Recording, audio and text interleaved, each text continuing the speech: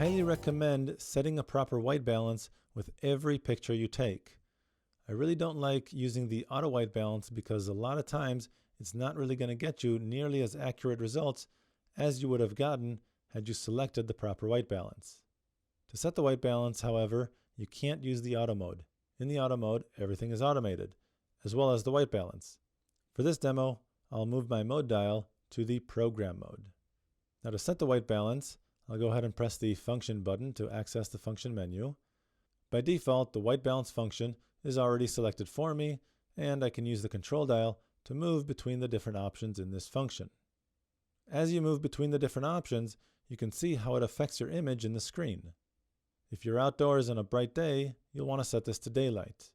If it's a cloudy day or you're in the shade, set this to cloudy to compensate for the cool colors in shady situations. Tungsten is great for indoors, as well as fluorescent. High fluorescent means the fluorescent light bulbs that are more daylight balanced. Flash is great when you use the flash. Underwater is great when you're underwater. The camera does have an underwater case. And then you have two custom white balance functions.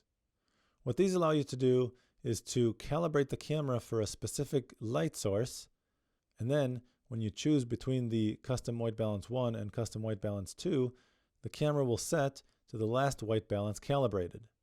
So the idea is to set the brackets over something without any bit of color tint to it.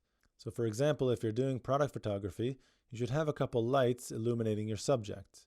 In front of your subject, you would place either a gray card or a regular white sheet of paper. The white sheet of paper is good for a rough calibration. The gray card will get you a much more accurate calibration. Place the brackets in the center of your frame over the gray card.